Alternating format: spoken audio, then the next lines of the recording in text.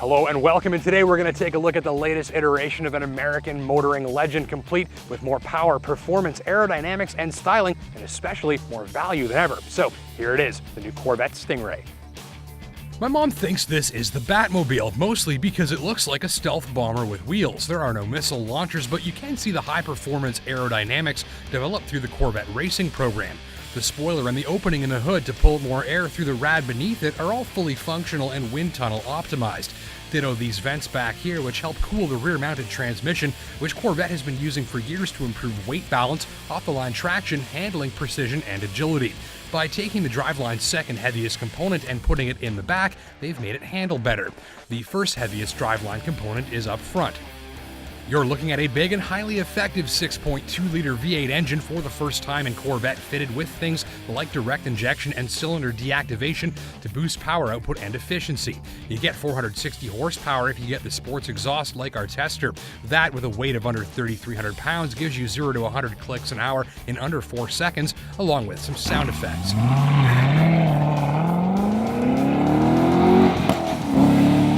A 7-speed manual transmission, yes, 7, that sends power to the rear wheels.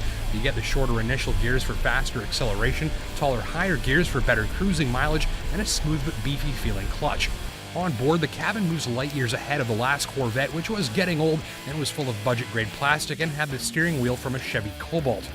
In this new one, well, just look at all that leather, aluminum, carbon fiber, and stitching. It's upscale and trimmed beautifully.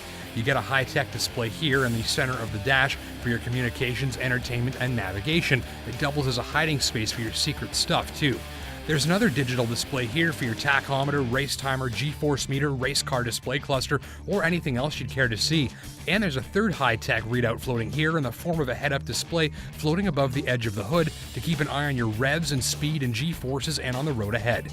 And beyond that, you get heated and chilled seats, auto climate control, auto lights, and an eardrum liquefying Bose stereo system, which I've never really found any reason to turn on. So, the great new look gathers crowds, the new interior feels like a spaceship and will challenge any of the Stingray's rivals from around the globe, and the thing ultimately looks and is equipped inside and out like a world-class performance car.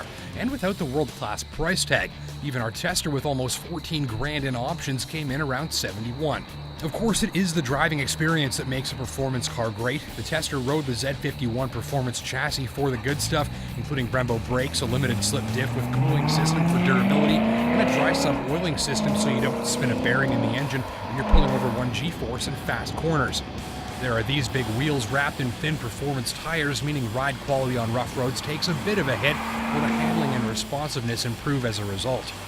There's a fantastic immediacy to everything in this new Stingray. Power everywhere. Forget what gear you're in or where the engine's revving. Just give it the boots and it leaps ahead, slams you into your seat, and gets even more ferocious until redline.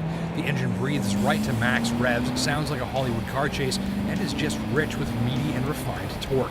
The steering is fast and precise and has a very quick ratio, so you feel the Stingray responding with pleasing obedience. Handling? Well, grip galore, a little rear-end slipperiness if you push, and overall a predictable and confident feel. You'll find, say, a Porsche came in to be more confidence-inspiring at the very limit, but Corvette's handling capabilities will make even experienced performance drivers feel like they're in a serious weapon. Braking? Well, look at these monster 6-piston front calipers clamping on massive ventilated discs. That, combined with the lean weight, means that stops come fast, hard, and fade-free even in a motorsports setting. On the road, they back you up with good pedal feel and the same instantaneous urgency you'll find elsewhere. All said, Corvette performs with that authentic and tuned feel typical of a performance car that was designed as a performance car from the get-go. It's not bad on a highway cruise either. You get this drive mode dial that lets you sort of calibrate the Stingray's systems into whatever mode fits your current intentions. I like sport mode mostly because it exaggerates the throttle response, makes the exhaust louder, and stiffens up the shocks.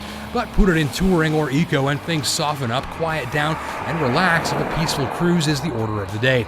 Other notes, the headlights perform very well in the dark with great aim and saturation, and there's a half-decent sized trunk that's shallow but very wide.